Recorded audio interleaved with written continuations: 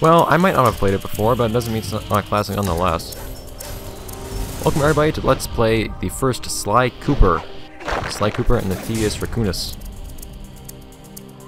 The corny fake Latin kind of makes me cringe, but I'm liking the game so far nonetheless. I've been playing through it a little bit, just to prepare myself for the playthrough I'm doing here on YouTube. I've been enjoying it. I'm also enjoying playing this in glorious widescreen HD.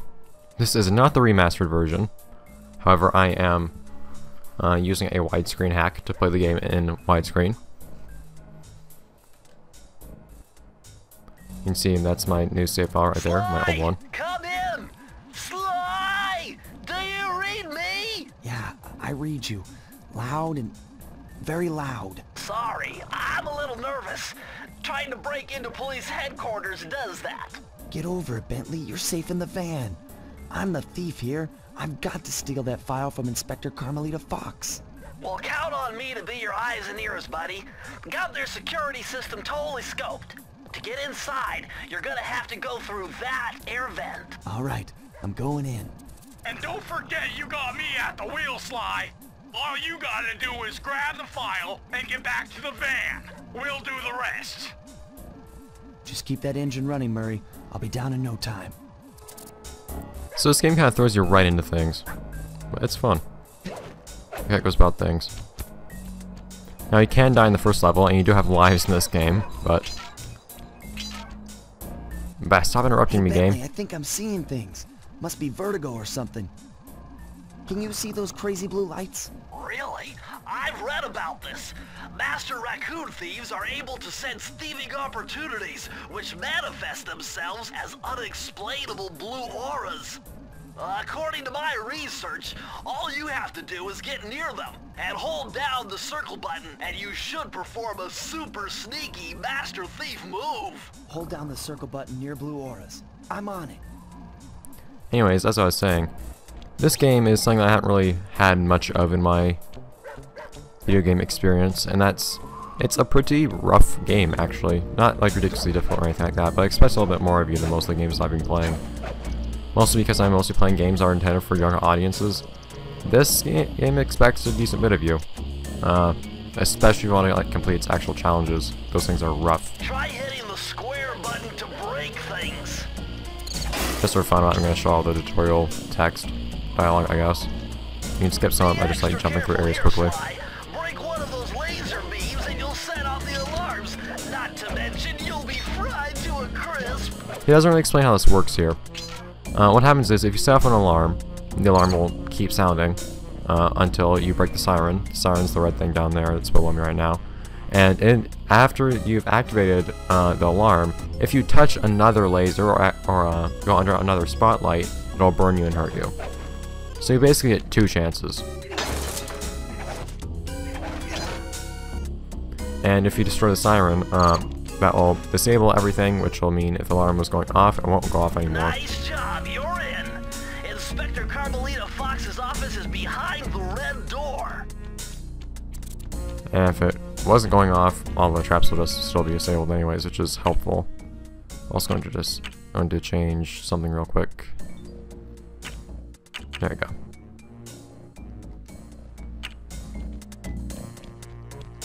To have you be playing this on my big widescreen TV for fun purposes.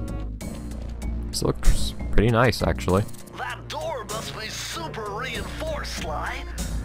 Maybe there's a way to get around it. Maybe. So something funny here is these bricks that are crumbling, you can actually stand on those and jump across them without having to use the circle button. It's a nice trick to be using if you want to get there more quickly, but there's not really a reason to go through this part of the game quickly. There are speed challenges for every portion of this game. This one is not included in that though. But believe me, they get hard. I believe, from what I recall, you unlock 12 commentaries for completing them. I don't know if I'm going to do those in this playthrough or not. It depends on how hard I find them for one. But anyways, these coins, if you're recalling what they do, after you collect 100 of them, for every 100 of them you collect, you get 1 extra hit point. This kind of reminds me of Jack and Daxter, actually, the way it works. Health and journal in this game. Sly. This is where Inspector Carmalita Fox stashes all her important files. I hacked into the police security mainframe and discovered this vault's combo. Try dialing in 937. You are a one-hit point wonder in this game, as fun as that is.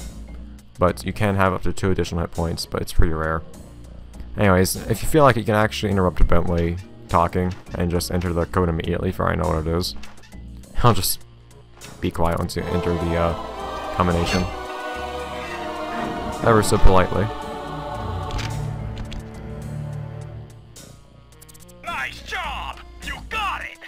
If you come down through the fire escape and head through the parking lot, we'll be waiting in the getaway van.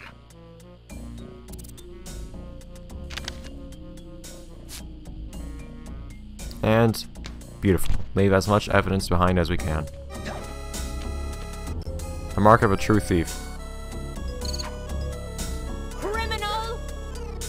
Flying squirrel, I Foolish guess. Raccoon, I've caught you red-handed. Ah, Carmalita. I haven't seen you since I gave you the slip in Bombay. Which reminds me, you need to return the Firestone of India to its rightful owners. And I was gonna give it to you as a little token of my... Hey, you know, that bazooka really brings out the color of your eyes. Very fetching. You think? This pistol packs a paralyzing punch. You ought to try it. Might snap you out of your crime spree. And give up our little rendezvous? Plenty of time for that once you're safely behind bars. Love to stick around and chat, but I just dropped by to pick up this case file.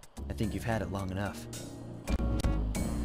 This game's also generally pretty nice with the with the checkpoints. But do keep in mind, if you die during this scene right here, you do have to redo the entire prologue. So try not to die. And it's not as bad as it might sound, because I mean, it's pretty short, but still. It's nice to avoid having happen. Hooray, frame rate issues. Whoa. I don't know if the cars exploding can hurt you, but... Whoa, oops. Try not to jump right in front of the projectiles, because they will hit you. You can't escape me, Raccoon! Goodbye. They exit. Once again, my gang and I had given Inspector Carmalita Fox the slip. I was surprised to see how well she took it. Finally, the secret police file I'd been searching for all these years. With this, I could avenge my family and regain possession of our most valued treasure. It all began when I was just a kid, bouncing on my father's knee.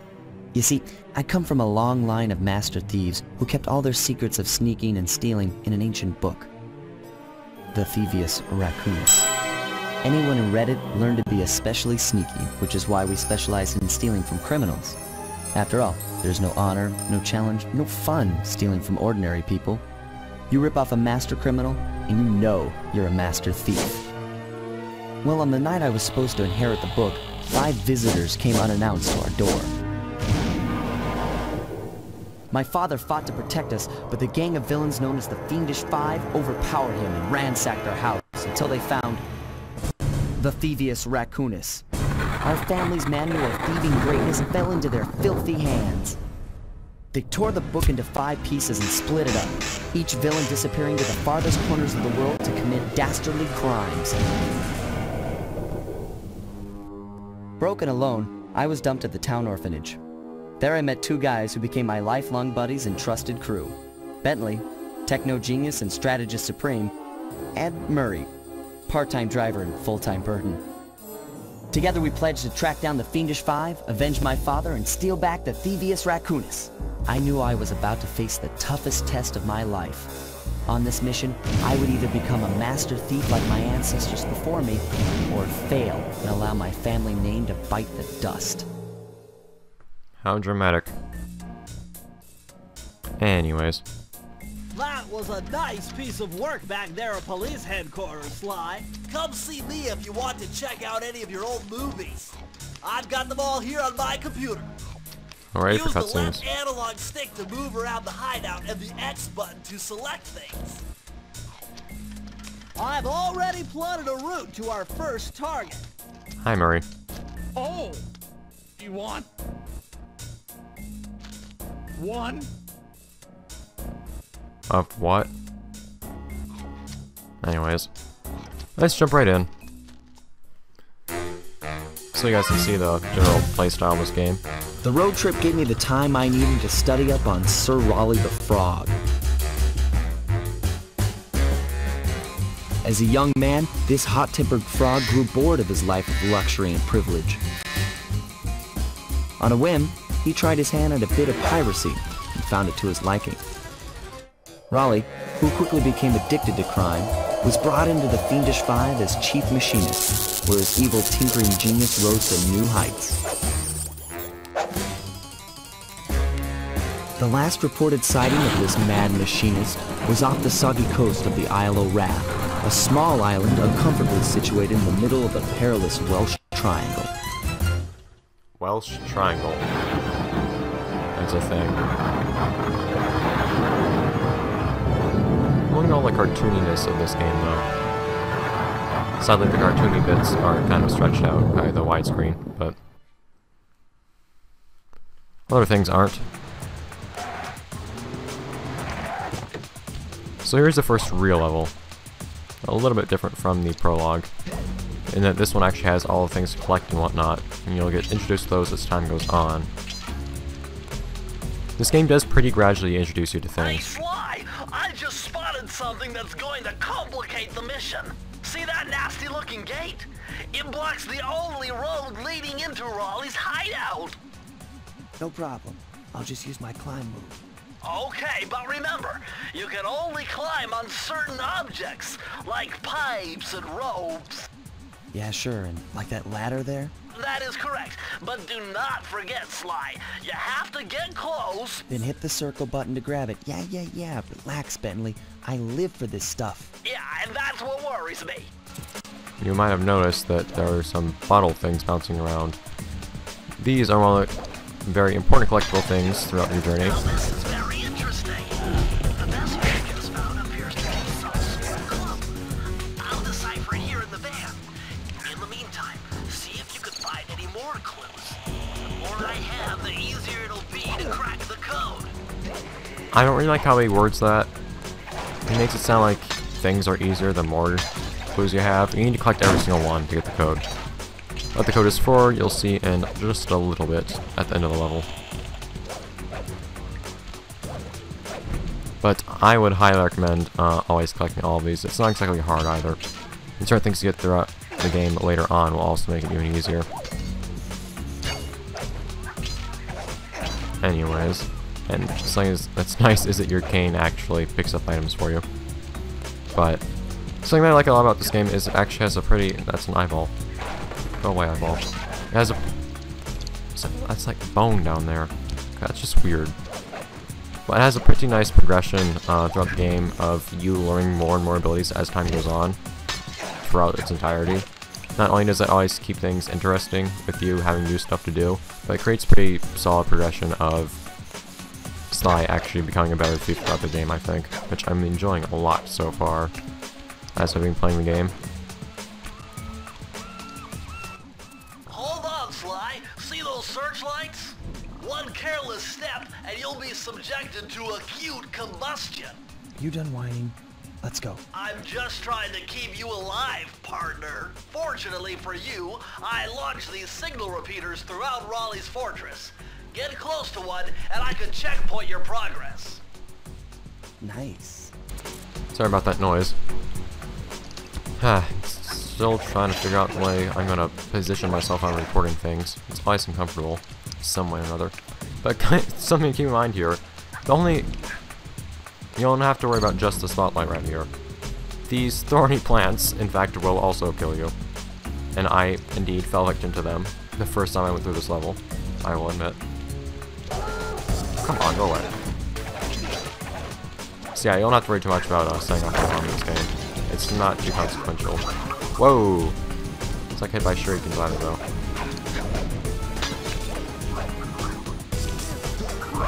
No thanks. There we go. Most enemies, if not all of them, every enemy I've encountered at least, is also one-hit kill, so it's generally a game of whoever can hit first. And of course, you're the Sly one, so you can usually guess who is more capable. Oh, come on, I was about to do a thing. According to my amphibio positioning system, that big blimp is where Raleigh is hiding out. You know, That blimp looks more like a machine than a hideout. You're right, Sly. That is a storm machine. It's the reason why it never stops raining around here. That explains all the wrecked ships. But why would Raleigh want bad weather at his own hideout 24/7? Beats me. But rain or shine, I'm gonna steal my family's book back. And if Raleigh gets in my way, it's on. Something interesting is small living things that you find, such as rats or bugs, like these here, can be hit and killed, and they will drop a decent amount of gold. Oh, they take a little bit of effort to kill too. Particularly the rats, because they'll run away into a hole whenever you get near. New enemies! Generally speaking, the way to take care of enemies is to alert them and then wait for them to actually attack before you go at them. And then you can attack them. Because usually if you try to run straight at them, they'll just hit first. Although it depends on your approach and whatnot, but it's a really good idea to be safe. Fancy water effects. Ridiculously strong water currents. Whoa! Oh dear. Pup. Yeah, I didn't exactly get a chance to recover. And the game just kind of instantly decides I'm dead while I'm over a gap. I don't really like how that works. Whatever. This game has some humorous death animations, which is nice. Oh yeah, go away. By the way, for those wondering, since no, I'm not playing the remastered version of this, my plan is for playing the remastered versions of the Sly collection. I'm planning on, if I enjoy this game and you guys enjoy it and I end up doing another Sly Cooper game, I'll play the second game, same way I'm playing this one. And if you like that, I'll play the third one with the remastered version, and then So far, if you like that, I'll Sly. play the fourth, To get over which the is on next gate, PS3. you'll need to grab onto this hook using your cane. Just jump and hit the circle button. Got So it. it's already Jump and HD. hit the circle button to grab onto hooks. And yes, circle is just a general interaction button with your environment.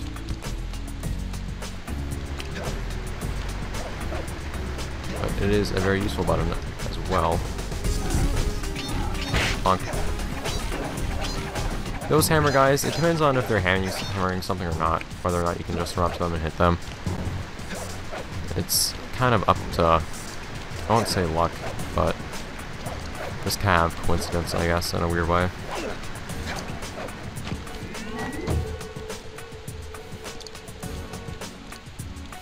Easy to dodge lights. Boom. One thing I don't like about attacking in this game is your jump attack takes forever to execute. But that's not too bad. That's the vault right there. That large vault has got to be somehow related to those clues and bottles you've been collecting. If you can locate all the clues in this area, I should be able to crack the code and get you inside it. Every normal area has one of those big vaults, as well as a varying number of bottles for you to collect to be able to open it. Once you've collected all of these bottles, you can run up to the vaults. You found it, Sly! That's the final clue to crack the code! Now find out both!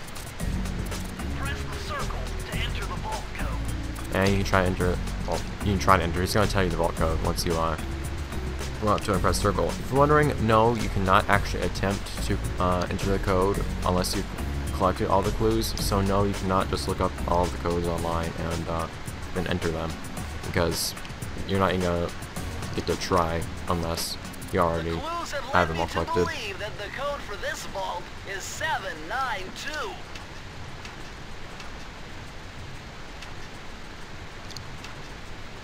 Plonk. Me and my wonderful 1% completion in the game so far. How amazing. Getting off to a fast start. Found a page from the Thievius Raccoonus. This page teaches old Drake Cooper's fast attack dive move. Press the triangle button to use it. Basically, these things always give you upgrades. or new abilities, basically.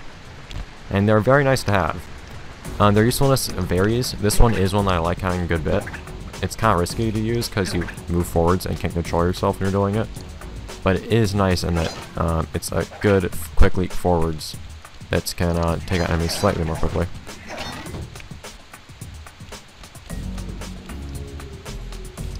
That having said though, it's time to get through the rest of the level, which isn't exactly a lot. Mostly because this is actually the end right here.